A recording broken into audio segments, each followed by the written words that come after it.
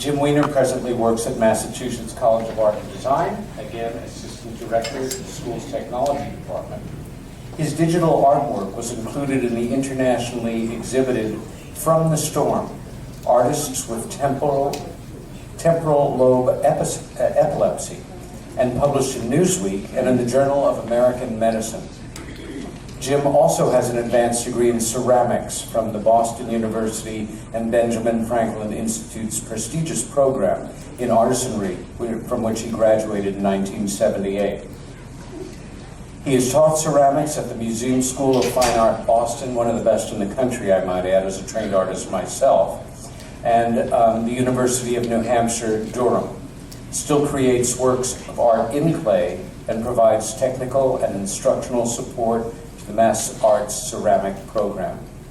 Jim is an identical twin, and both he and his brother Jack, also an internationally exhibited artist, have had high strangeness and alien abduction experiences since early childhood.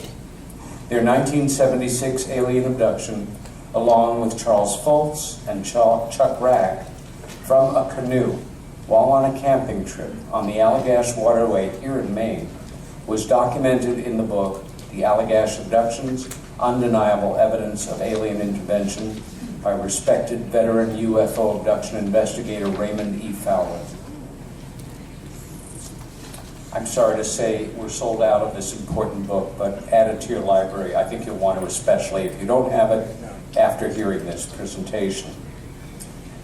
Chuck Foltz has been living and working in the Boston area since 1974 and has a distinguished career as a medical illustrator and medical media specialist for the New England medical community and Veterans Hospital.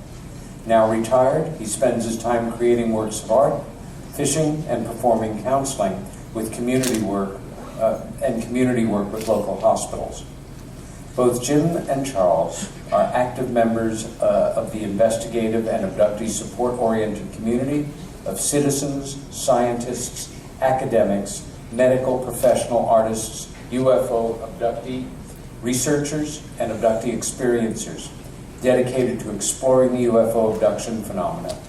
Founded and nurtured by intellectual and ufologist Anne Couvalier, distinguished members have included veteran UFO abduction researchers Bud Hopkins, Dr. David Jacobs, Dr. John Mack, Michael O'Connell, among many others.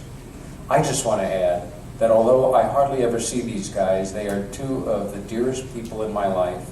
I love them like brothers, and one of the high points of being here this weekend is getting to goof around with these characters again.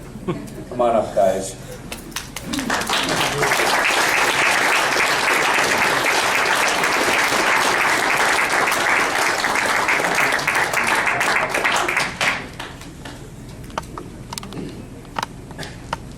Well, thank you all for being here. We're kind of the caboose on the train this weekend.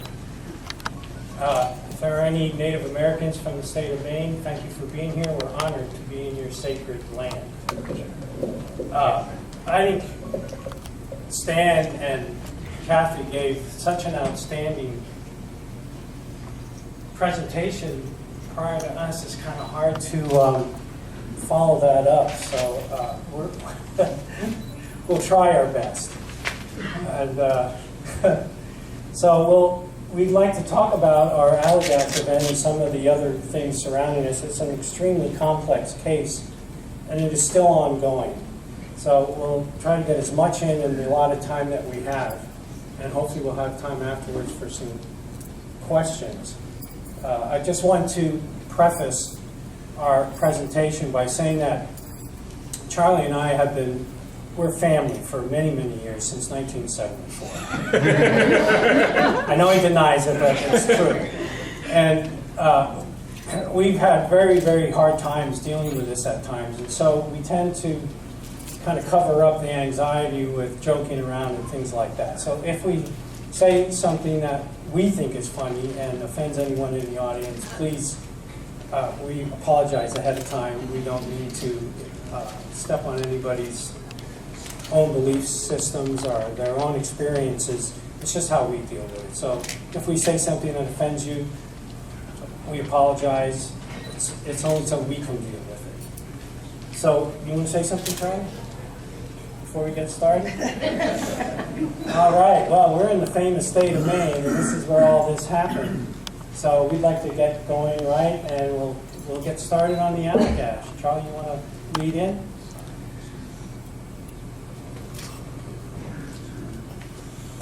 Well, good evening. Thanks really for everyone coming and for your interest in this case that actually happened right here in the state of Maine in 1976. Jack, Jim, Chuck, and I had planned a year in advance for a hiking and canoeing trip on the Allagash, and we had started purchasing our gear and preparing for it by climbing the steepest hills we could find in preparation for climbing Mount Katahdin and enjoying the rigors of spending nearly 20 days in the Maine wilderness. So I guess I'll call it the first slide, which is your wonderful state of Maine, and you can see the Allagash running north of Baxter State Park. And we left Boston at early hours in the morning and spent about 11 hours driving from Boston. 4 of us cramped in a tiny little Chevy Vega with a aluminum canoe strapped to the top and all the gear that we were going to be carrying for the time we were in country. You can see a little closer detail of Baxter and the Allagash here. This is a picture of the twins, Jack and Jim and Chuck, standing on Knife's Edge, peering over, and there's one, about ready to pretend he's going to dive off. That would be this fellow seated to my right. Couldn't encourage him. I gave him $20, but he still wouldn't jump. This is what I looked like in 1976, and that's not a toupee, that's my real hair, really. So, we were at the top of Katahdin overlooking this small lake at the basin, and we spent our first day climbing up over the top of the mountain. We came back down that evening and prepared for our trip up the Allagash. After we left Baxter State Park, we drove over to Shin Pond and got on a small bush plane and flew in. This is just a stock picture I grabbed to show anyone who's not familiar with a bush plane what they actually look like and where they have to land. This is the shadow of the plane that we were in as we flew over the mountains or over the forest heading into Telos Landing, which is the first lake on the Allagash. As we were flying, I photographed Mount Katahdin, and you can see the river that flows into Telos in the foreground. This is a close-up map of the Allagash water system, and we ended up landing down in Telos area and worked our way up this route. The focus of our story is going to be right here, which was Eagle Lake, and that's where this incident happened. This is a picture of Jack on our first day out in the canoe, and this is of Jim and Chuck. The next image is of Chamberlain Lake, and when we landed on Telos down here and spent our first day, we had hoped to make it all the way to this point so that we might continue up to Allagash Lake up in the upper left-hand corner. We ended up not getting quite as far because there was a strong wind which blew from the north to the south all day and kind of impeded the progress that we had wanted to make. On our way up, we had seen two young fellows who were exploring many of the small little islands that jut up out of the lake. And we canoed up to this campsite right here. But because the wind was blowing down upon us, it was just too windy for us to dare start a fire. And we soon abandoned and came across to this point and set up with several other campers to be in the sheltered area of the lake. When we set up camp, the other campers asked had we seen these two young men that we had seen earlier in the day, and we had told them that we had seen them. They immediately, as well as the four of us, began looking across the lake and trying to spot these guys that were missing. And while we were looking for them, one of the members of the other party spotted a strange light, which Jim immediately put his binoculars up upon. And we watched it and we thought that it was a bit strange because it was moving quite slowly, but it was moving into the wind. Jim observed it for a few moments, and then it just basically winked out and disappeared. We didn't really think much more about it. We thought perhaps it was a light on some aircraft and it had turned and we were no longer seeing it. And then we ended up seeing these missing two fellas over at the campsite we had just abandoned. There's one thing I would like to add as a bit of information on that light. When I focused in on it with my binoculars, the light immediately seemed to be a type of light I've never seen before. It had a velvety yellow quality to it. It wasn't white, it was something else, and it immediately struck me as being a little odd.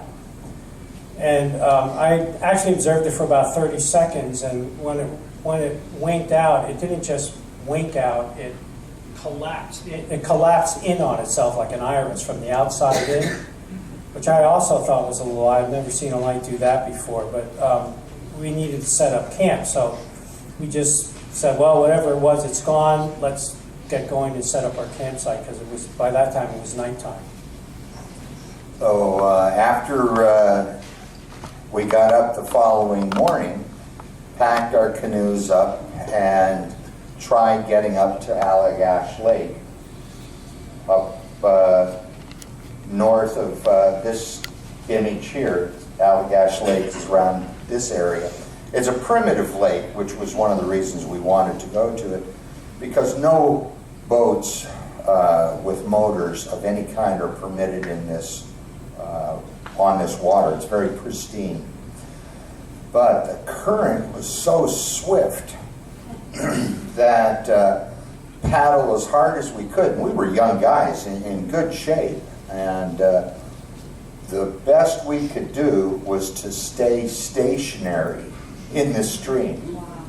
So we thought the best way we could progress was by getting into the water, attaching a rope to the canoe, and then walking against the stream, which we did. And we only made it to about here, to this little pond.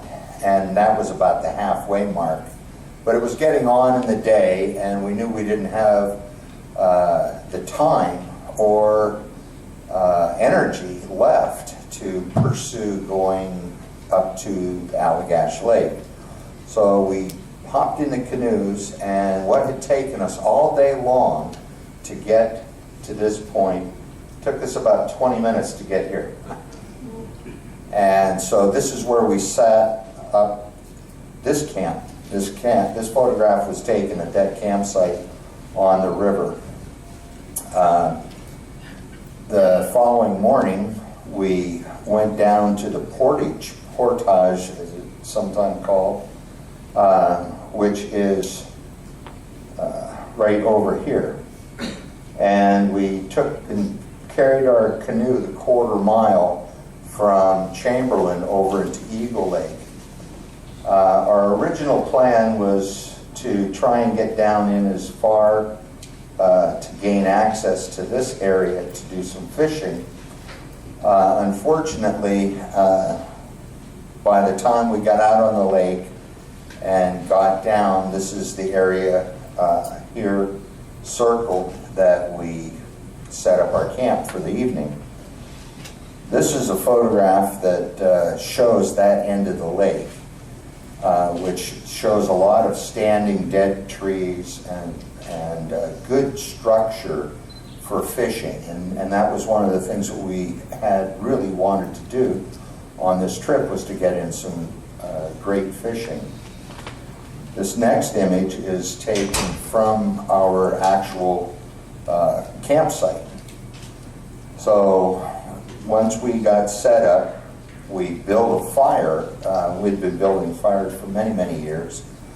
And we built a fire that we knew would last a good 2.5 hours, perhaps 3. The purpose for our fire was to act as a lighthouse beacon at night in this remote location. As in any area far away from the city, it gets extremely dark at night. You can feel the heat from your hand when your hand is held close to your face, but there's not enough light to see your hand. That's the reason we had built this fire. Well, after we built the fire, we then worked our way through all of this standing structure and worked our way down to the mouth area of the stream coming into Eagle Lake. That took us around 20 minutes or so to just slowly work our way through.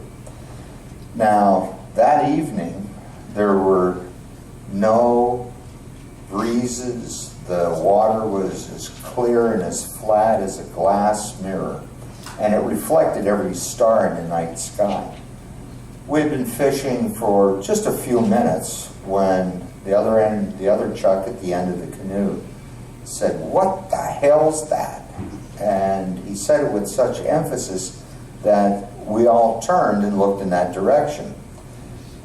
This painting, or this piece of artwork you're looking at, I did immediately upon returning to Boston from a small sketch I had in a journal I was keeping at the time. And I had made entries in this journal every single day until the following day of our fishing at this location. This sphere was, just as you see here, coming out from behind the trees. And it was this unusual image that I thought at first was the moon. But in less time than it took me to pronounce the word moon, I had already dismissed it as being the moon, because number one, it was way too close to the tops of the trees. And the moon has no yellow ambience to it. We watched this sphere as it came in. This is sort of like us in the water here, and our campfire across, and this is a stream coming in, feeding the lake. The surface sort of is emblematic to what you're looking at here. The sphere also had this unusual type of halo around it. The sphere began moving silently in our direction along the shoreline, remaining about 15 or 20 feet from the tops of the trees. Charlie, can I add something to Certainly. thing, please? One of the things that you noticed about this sphere of light, when I turned around to look at it, I immediately recognized it as the same light that we had seen a few days prior when I was looking at it through my binoculars. And it wasn't just like a spotlight type of light. It had this roiling quality to it. I had been working in the ceramics department at Boston University at the time, going for a graduate degree, and I fired a lot of kilns. And the only way I could compare this light was if you look inside of a kiln at 2,300 degrees Fahrenheit, the heat actually becomes like a plasma, and it roils on the inside. If you look in what we call peepholes inside the kiln, you can see what the light looks like, and it looked just like that. It roiled around constantly like it was alive, and it was always moving, and it was very, very bright. I remember it was mostly a very whitish yellow, but then every now and then you'd see a little streak or a line of yellow or orangish yellow that seemed to pop out here and then recede again and then come out in another area. It didn't look solid at all. It looked like a big kind of fuzzy edge to it, like a halo. And it was huge. This thing was as big as a 2-story house. It had to be 60 or 80 feet in diameter at least. And it was perfectly silent. It made no noise whatsoever. There was no hums, no whirs, no rotor blades. We sat and watched it for a few minutes trying to figure out what this thing was. I mean, it was both beautiful and terrifying. That's the only way I could describe it. And we thought, well, geez, is it a weather balloon? And we thought, well, I've never seen a weather balloon that looks like that. It's obviously not a helicopter. It's obviously not an airplane. We had no idea what this thing was, but we were totally transfixed by this thing, and it was really quite beautiful to look at. As Jim was saying, as this sphere came down, it did have this halo around the sphere. If you've ever seen a halo around a full moon, it was sort of like that, except that it was a very defined area that this halo engulfed, just as you see it in this piece of work. Also, the tops of the trees illuminated directly beneath it, and the trees did not move at all, which a helicopter, its prop wash pushing down to keep the craft in flight would make trees sway. You've all seen the way helicopters displace air beneath them, so they do it quite violently, and this was absolutely motionless, as the trees, that is. Just to give you an idea of who's who in Charlie's illustration here, this person here on this end of the canoe was Chuck Rack, and Jack and I were sitting in the middle with the fishing rods, and this is Charlie with the infamous flashlight. They don't allow me to have flashlights in there. I don't know why. But notice who's using the pointer? The pointer. What can I say?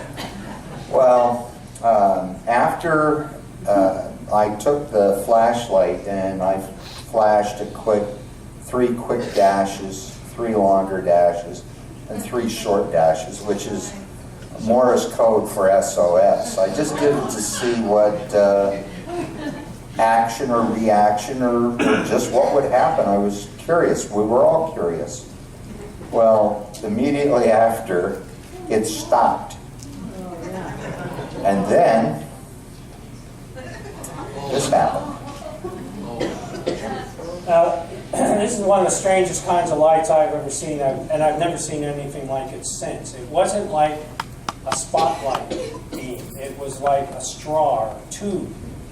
And you can, if you look at the bottom where it's hitting the water, you can see the wall of the tube had this. It was a kind of a bluish, greenish, scintillating light. And the only thing I can compare it to is if you're in a room with a lot of dust floating around, and there's light coming through a window or a crack in the wall or something, and you can see the dust moving in the beam of light.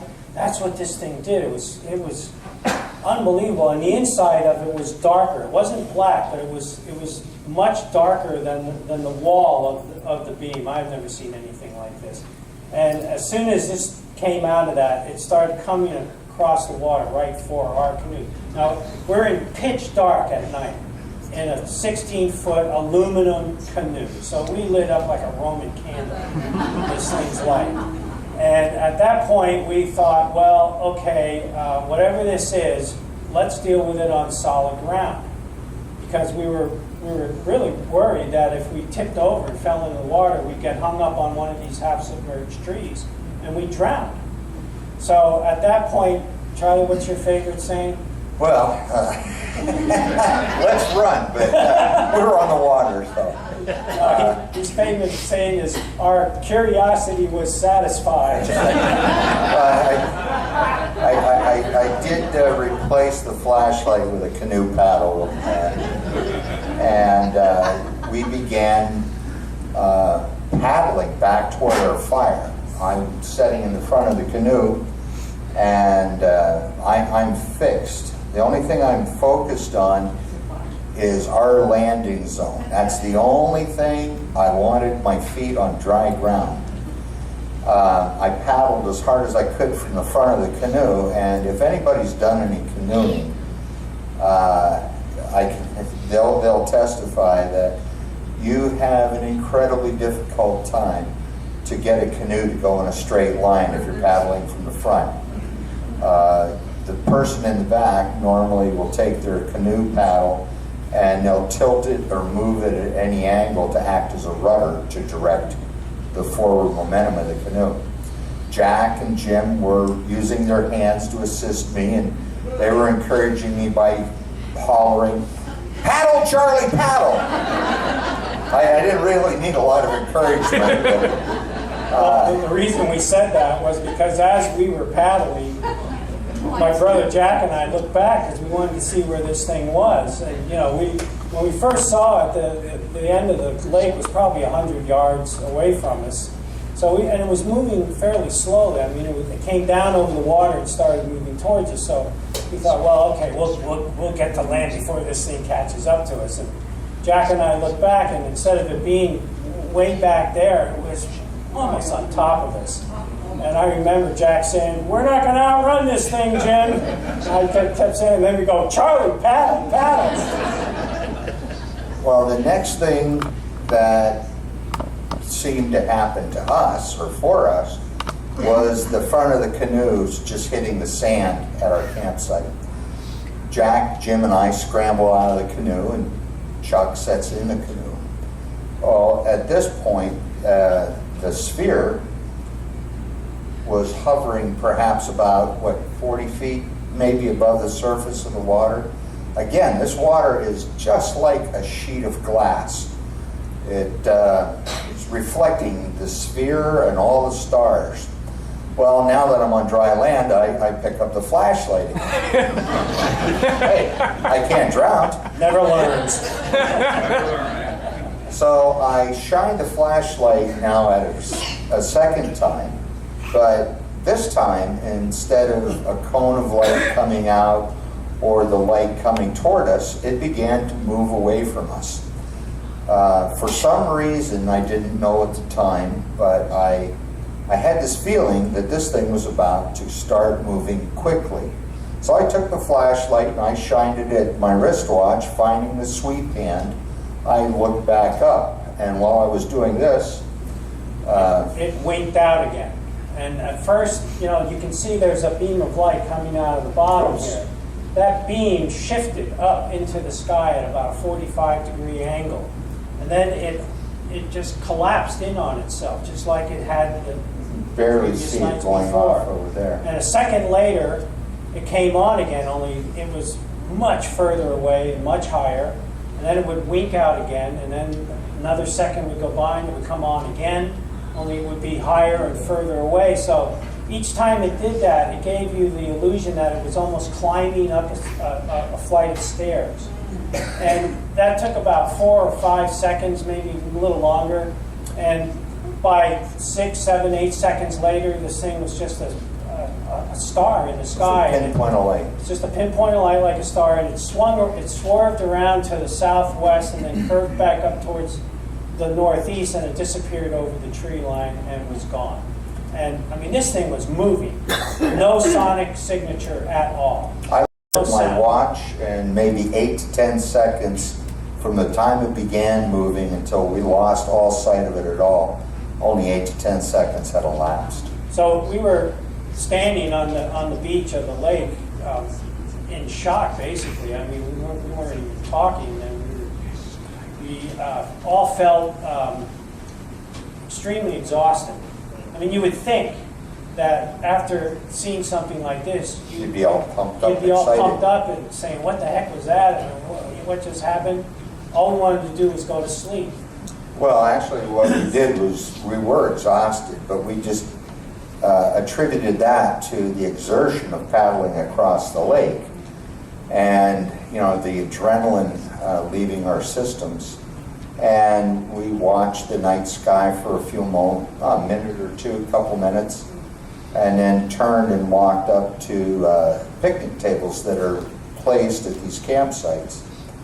The three guys sat down, and I walked over to the campfire, and because I was puzzled by it. It sort of attracted my attention because it was nothing but embers, and I had been paddling toward a flame that was a couple of feet high off of the ground, and now this thing was embers. I didn't really spend a lot of time wondering about this, simply because, as you all know, if you build a fire, the fire's going to burn out. We were exhausted, so we ended up climbing into our sleeping bags and, you know, and waking up the next morning. Well, the next morning, as we were breaking camp and making breakfast, the only thing we could talk about was this sighting that we had from that night. We were really excited, very animated about it, and we loaded up our 2 canoes and headed out to travel and continue going up the lake. As we were going up, we spotted a ranger out on the water, and we hailed him to our next campsite, and he came in, and we told him about what we had seen. And this fella gave us a strange look, cocked his head one way or the other, and then he said in this Maine accent, he goes, "Well, what you boys probably saw was them Hollywood-style searchlights that they've got down in Millinocket where they opened a brand new hardware store. And that's what you boys saw." Yeah. Yeah. So Millinocket is down here. We were up here. Oh, this sort of bump here, that's Mount Katahdin. It's 1 mile high. There were no clouds. I'm not an engineer. I don't know a lot of things, but I was pretty sure that a beam of light from a hardware store isn't going to travel 90 miles and chase us across the lake. So we didn't really push it with this fella, but we continued. Did report it. Yeah, we had reported it, and then we decided to continue on with our trip. Being kind of inventive young fellows, we were the first to sail on the lakes up there. We took 2 canoes, tied them, lashed them together to make sort of like a catamaran, and then we lashed 2 poles. And the sail is my half-shelter poncho from when I was in the military. And we attached it with bungee cords. Jack and Jim, this is Jim here, Jack was in front of me. And they used their canoe paddles, had a bungee cord attached to them so we could catch the wind, and we tacked up Long Lake, trolling as we went along. We just continued on over the next several days on our canoe trip, pausing and stopping to tell rangers when we saw them about this encounter. We also asked any campers that we came in contact with. There were a lot of people up there on the lake system. This is late August. And everyone we asked said they saw absolutely nothing. I mean, other than those set of campers that saw it the first time with us, at a distance. Every single person we asked said they didn't see a thing that night. You know, they said, hey, when it gets dark, we went to bed and went to sleep. Which is normal behavior. Normal behavior on the lake. We even had our campsite searched by 2 rangers when we told them about having seen this. And I had been trying to break the cigarette smoking habit, and I had a small pipe that I had bought when I was in Holland that will fold up to the size of like a silver dollar, and you can put it in your shirt pocket. And the ranger looked at me and he says, boy, I don't know what you've been putting there, but I'd stick with tobacco. Well, the rest of our trip, we paddled the rivers, and we came to Chase Rapids. Chuck and I shot the rapids while Jack and Jim contacted another ranger and went around to meet us below the rapids with their gear. Here's where a curious thing comes into this whole case. When we first landed on Telos Lake, the rangers come immediately to check you out. They come to make sure that you're, 1, not a fugitive, 2, you're not smuggling things across the border, 3, that you have enough supplies to survive out in the wilderness over whatever period of time you're up there for. And they also require that you camp only at designated campsites. And they want to see where those campsites are. You have to provide them a map with the campsites that you plan to be at when, so that if for any reason you come up missing, they have some idea to know where to start looking for you. And so when we showed the ranger our map on the first day, he noticed that we wanted to go to this one pond. It was called Haymock Pond, and it was connected to the southern end of Eagle Lake by Smith Brook. And he said, I'm not going to do the accent because I can't do the accent, only Charlie can. But he basically said, oh, you can't go there. You can't go to that end of the lake system. And we said, well, why not? You know, we heard that it's really good trout fishing on Haymock Pond. That's why we came up here. And he said, well, it's been a really dry summer. And so the water level is really, really low. And in fact, it's so low that the Smith Brook connecting Eagle Lake to Haymock Pond is unnavigable. So we've closed off those campsites down there, so you can't go there. And we said, well, yeah, okay, fine. And then as soon as we left, we're like, no, we're going there. That's how we wound up in that end of the lake system. When we went to Portage around the Chase Rapids, these are class 4 rapids, 2.5 miles. Jack and I had never done rapids, so we were a little afraid to do that. Yeah. And I approached one of the rangers. There was a ranger station there that you could set up portage arrangements. And I approached one of the rangers and asked them if they could portage Jack and I to the far end of the rapids. And he said, oh, well, I don't know why you're worried about the rapids. There are no rapids right now. And I said, excuse me, there's 2.5 miles. And he said, oh, we had a big rainstorm come through here about a week and a half ago, and it dumped so much water on the lake system that all the rocks are underwater. And I stopped and I said, well, that's confusing, because when we first landed on Telos Lake, the ranger said that the water level was really low this time of year. And the guy who gave me this funny look, and he goes, you're one of them guys, aren't you? And I was like, excuse me? And he said, you're one of them guys that saw that spaceship, aren't you? And I said, well, I don't know what we saw, but yeah, we're those guys. And he turned his back to me and walked away and would not talk to me. I had to go and arrange the portage arrangements with another ranger. Well, after we ran into all the different rangers and so on, we finally came toward the end of the river, and you have your last portage, which is around Allagash Falls. And this is a photo from below the falls as we got onto the river to complete our trip. We ended up going up through Allagash Village, hitting the St. Francis River. Now the Allagash, if I hadn't mentioned, is one of 2 rivers in Maine that flow north. And they were used quite extensively in the logging era when they used to float logs across the lakes and the rivers. But the last day of our trip, we were trying to find, it was damp and drizzly, which is the reason you see Jim and Jack wearing the rain slickers, and we were looking for some dry wood so we could cook up the last of our, previously freeze-dried food. We'd been eating like lentil bean stew and things like that, and it was so, we wouldn't eat it anymore. I mean, we'd put it out and the chipmunks wouldn't eat it. So, as we were looking for some dry wood, now this portion of the river is near Fort Kent, and it's right beside Route 1. I believe that's the route that is up there.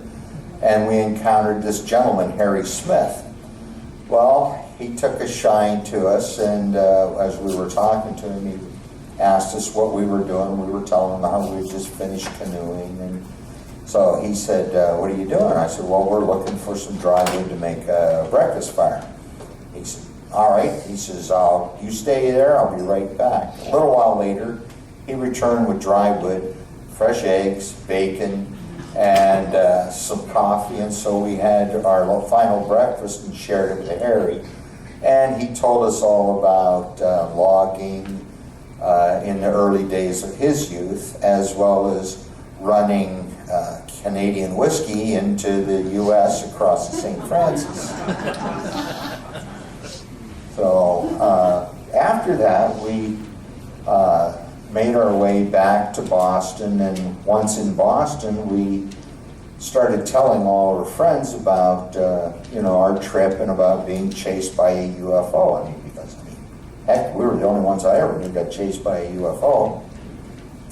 The type of UFO we saw was this spherical type, which is numbered 6, and this I found from a NICAP manual. So I don't know where they get all their data, but I got it from them. So, and this brought us back after about 2 years later. Jim was up in northern Maine helping a friend, and he had an accident. Yeah, I was in the wonderful town of Calais, and I was helping a friend move into a house for the summer. He was renting it for his family. And the house had a closet, room closet, that had a stairwell that went into the basement, second floor, and the owners tore the stairwell out. And it's a little more complicated than I'm going to make it sound, but I managed to go into the closet and go straight 2 stories down into the basement. And I did a somersault, landed in a sitting position, right on a straight back sitting position with my tailbone. I broke all the vertebrae in the base of my back, ruptured all the disc, and I rammed my spinal cord up into my head. And I immediately went into shock. The friend that was with me ran to a house next door because we were in the town, and he called the cottage. They didn't have a hospital then. This is 1978, but they had a cottage and they had 1 ambulance. So he said, get the ambulance here right now. This terrible thing has happened, and this guy's going into shock. And they said, oh, we're sorry, the ambulance just left 10 minutes ago to go pick up a baby for adoption in a neighboring town and bring it back. And I don't know what the exact words were that he said. I'm sure I couldn't repeat them if I wouldn't repeat them even if I knew. But it was something like, you get them here now. And so they said, all right, we'll reroute the ambulance. And when the ambulance got the call, they were literally right in front of the house. Wow. So they just pulled up the driveway. So he ran out through a bulkhead entrance from the basement. And when they came back in, they said, well, we're sorry, this guy's gone, he's got no pulse, and we're really sorry. And my friend said, he was alive when I came out to meet you, you bring him back now. So one of the paramedics started giving me CPR, and I don't remember if they brought me back that way or if they got paddles, but somehow or another they revived me just in the nick of time. And I spent a long time in the hospital. they had to put me in the ambulance and ship me down to Mass General Hospital in Boston because they just couldn't deal with the extent of the injuries up in Calais. And it took me many, many years of recovering from this injury. It left me with permanent spinal damage, permanent brain damage, which over the years has turned into epilepsy. I developed temporal limbic epilepsy from the whole thing. But I'm still on this side of the turf, so that's a good thing. But it took many years for me to recover from it, and during that time, I was constantly going into one of the local hospitals in Boston. Beth Israel had a very, very good neurology and epilepsy clinic. So I was always going in there, and one of the problems I started having, probably it was the early 80s, was I started developing these horrible nightmares where I think I was awake, but there would be these forms, like human people or something, moving around my bed, and they would be touching me and trying to pull me out of my bed, and it would absolutely terrify me. And I would have these all the time. And it got to the point where I was so disturbed that I would, regardless of what time of year it was, before I would go to bed at night, I was living in a house with Charlie and some other roommates. We were all sharing an apartment in Brookline. And I would go around the house at night and literally make sure that every window and every door was locked. And I would literally padlock myself in my bedroom.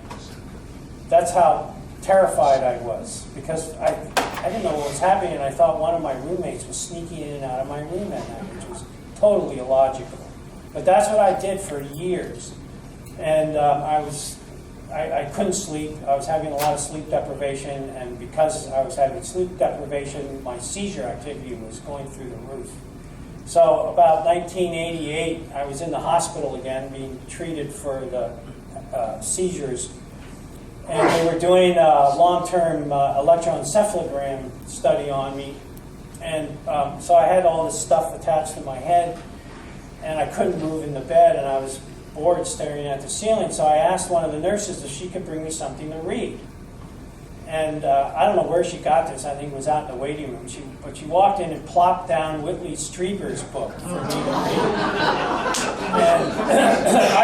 And at that time, I had no idea who Whitley Strieber was. And when I saw the face on this book, I just flipped.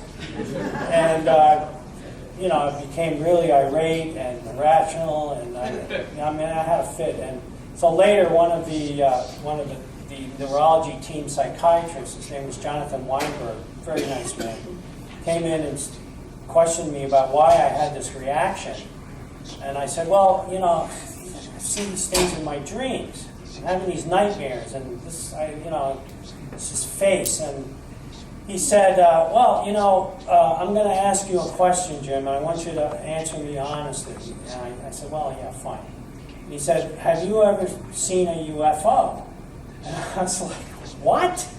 I was like, yeah, as a matter of fact, I have. But what's that got to do with my seizures? I don't want to talk about UFOs. Let's deal with the seizure disorder here. And he said, well, the reason I asked you this is because I just had dinner about a week ago with a colleague of mine. It happened to be Dr. John Mack. He said, and Dr. John Mack is working with some patients that are having these same dreams. And I think there's a connection here. I don't know what it is, but I think there's a connection here to your nightmares. And I want you to talk to somebody in the UFO community. And I said, absolutely not. This is totally ridiculous. I don't even want to talk about this. This is stupid. And I refused at first. And so he went away until I calmed down a little bit. And then he came back again and he said, look, Jim, I really want you to do this. Do it for me, please. Because I think this is what you need. And so he arranged for me to have a meeting with this guy named Raymond E. Fowler, another person I never heard of. But at the time, Ray was, I think, he was like chief investigator, Massachusetts chief investigator for MUFON. And he was going to be in one of the neighboring towns a week later. So the psychiatrist set up a meeting with Ray, and I went to this convention. something very similar to this. It was a UFO convention, and Ray was there selling his books. So I introduced myself, and he was a little wary. I think he really didn't even want to be bothered at first, and I told him about our experience on the Allagash, and during the storyline, I mentioned that I had an identical twin, and when I said identical twin, he stopped and said, wait a minute, did you say identical twin? And I said, yes, I did say that. So then that seemed to pique his interest a little bit, so he closed down his book table, and he took me aside and said, all right, I want to hear this from beginning to end again. Don't leave out any details. So I went through the whole thing again. Now you have to understand, at this time, we had no idea. I mean, all we believed happened was we was chased across the lake by this UFO. That's all we let me add this. At the same time that Jim was going through these nightmares and his strange behavior with the padlocks, his brother up in Vermont, Jack, was having identical nightmares. The nightmares involved 3 other people besides the person having the nightmare. They were always the same 3. The other twin and Chuck and myself. But Jack had Mary to confide in, and he only confided into her. He didn't even confide with Jim. Yeah, I'm sorry, go ahead. Yeah, I mean, everybody has nightmares, right? And so, like, you don't go around, whining about your nightmares at night. You might say, yeah, I didn't sleep good, I had nightmares, end of story. So we never really communicated between one another about what was going on. So I didn't know he was having these nightmares. He knew I was having nightmares, but, I just said, well, they're nightmares. And anyway, after talking to Ray, he asked if he could do a report on this sighting in Maine. So we agreed to do that, and he started the process of doing an official MUFON report. He went in and did background checks on all of us. He asked us for names of people that we knew, family names. He contacted the rangers in Maine and asked them about, did we talk to them? And they said, yes, we remember these guys. They filed an official report. Plus he contacted the people. He had asked for a list of people that we could remember that we had told about our experience in 1976. So this would have been September, October, November, and for about the next 12 months until we told everybody that we knew about being chased by a UFO. Right. So eventually it got to the point where he said, listen, would you guys consider undergoing hypnotic regression? And we said, well, okay, if you recommend that, do you think it's worthwhile? And he said, yeah, I would like to do that. And he hired a professional hypnotist, a man named Tony Constantino, who was very professional. And they arranged to have all 4 of us go in for hypnotic regression sessions. So I went first. And when I went in, I knew nothing about hypnotic regression or hypnosis. I always thought it was a carnival act. You get hypnotized, they make you cluck like a chicken or quack like a duck. And that's about the end of it. But anyway, they explained it that it's just really a deep state of relaxation that helps you kind of remember things without being distracted by noise or outside, distractions. And he said, listen, I want you to promise me that you not talk about anything that you remember in these hypnotic regression sessions. I do not want you to mention to the other guys, because I'm doing you all independent of one another, and I don't want what you remember in your session to influence or pollute the other guy's session. So we all agreed to that, and we did do that. None of us spoke about anything that came out of our independent sessions. When I went in for my first session, they put me in a deep state of relaxation, hypnosis, and they brought us back to that night on the Allagash when we saw this thing coming out, chasing us back over the water. And at that point, I started remembering more. And I remembered that after Jack and I looked back to see where this thing was and realized it was almost on top of us, the next thing I remembered was this thing was directly over us. And then this tube of light came down and surrounded our canoe. And I remember having this feeling like every molecule in my body was about to explode. I didn't feel any heat, but it was a kind of internal pressure. And it was very uncomfortable. It was absolutely terrifying. And the next thing I remembered was the guy that was facing me in the front of the canoe, Chuck Rapp. He just vanished. And at first I thought he fell into the water. And then the next thing I remembered was sitting somewhere in a room.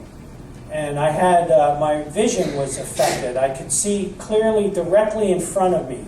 Everything was in perfect focus, but everything on my peripheral was fuzzy. I couldn't make out details of any kind whatsoever. It was almost as if I had Vaseline on the outside of my eyeballs that was making everything blurred. And I was trying to focus because I saw some figures in front of me. And when I focused right in front of me, I noticed that one of them was my brother, Jack. He was in his, I think he was wearing pants, he had a shirt off, and there was another person standing in front of him that was directly in front of him. It was about almost as high as he was. And then Jack took the rest of his clothes off, and they just kind of dropped them on the floor, and then these other figures came out around Jack, and I can't remember, it was another 3 or 4 total, I think. And at first, Tony, the hypnotist, kept saying, well, who are these people? You know, what do they look like? Can you describe them? And I said, well, they're skinny, they look bony, but I couldn't make out their faces at first. There was just something that was blocking my memory of what these things' faces looked like. And I was very agitated. I didn't know what was going on. And eventually, they would take me a little deeper into the hypnotic state. And eventually, I was able to see the faces on these things. And when I saw what they were, I completely snapped. I remember screaming, "My God, they're bugs!" And they had a face that looked like an insect, and they had these big, like eyes, like insect eyes. That they weren't on the front of their heads; they were more to the side of their heads. The heads weren't vertically oriented like ours. They were a little bit like if you lift your chin up, so they were a little bit more horizontal. They had a large head. I mean, they looked like an insect to me. I was completely freaked at that point in time. And one of these creatures had a wand. It was like a long, thin wand, and they were like poking Jack around under his neck and on his face. And another one was taking his arm and articulating his arm in a way that I thought for sure they were going to break it. All I could think about was, my God, they're going to dislocate his arm. And I was thinking, you know, like, what is going on? What's happening? Where am I? And so then they walked Jack off. These two of these things. They had thin necks, very thin arms. They had 4 fingers that were opposing. They seemed to have a crease on their hand where they could oppose the 4 fingers. We have, well, as Jim was saying about their hands, we have some illustrations of Jack. Yeah, we'll get to them, and Jack and Charlie did some really good illustrations. We'll get to those in a minute. But anyway, they walked him off out of this room into like some kind of hallway, I remember, and then they came back and they came for me. And I thought, oh God, this is insane. Now what's going to happen? I mean, you have to understand, I was in a complete state of terror. I've never had a state of terror like that before. And so I was pretty scared. And when they came for me, I was like, no, I'm not going. Wherever you want to take me, I am not going there. And one of them immediately took this wand device and they stuck it into my rib cage. And I didn't get any like visual spoken message in my head, but I had this clear impression that I must comply, I must cooperate, and if I didn't, they were going to force me to. So I went with them. They took me into this room, and the next thing I remembered under the hypnosis was being on a table, some kind of examination table, and there was one of these creatures was on either side of me, and there was another one on the bottom, and they were examining me, and I felt like a polar bear, like when our scientists go to the North Pole and they dart a polar bear and they're examining them and doing all these things, checking their teeth. That's what they were doing. And then they started playing around with my genitals. And I got this clear impression like, oh boy, this is getting crazy. If they want a sperm sample, they're not going to get it because, I was about as small as you can get from there. And it was really hard to talk about. But then all of a sudden my mind started flooding with these sexual images. And they came out with some kind of device, and they got their sperm sample, and they took some tissue samples from me.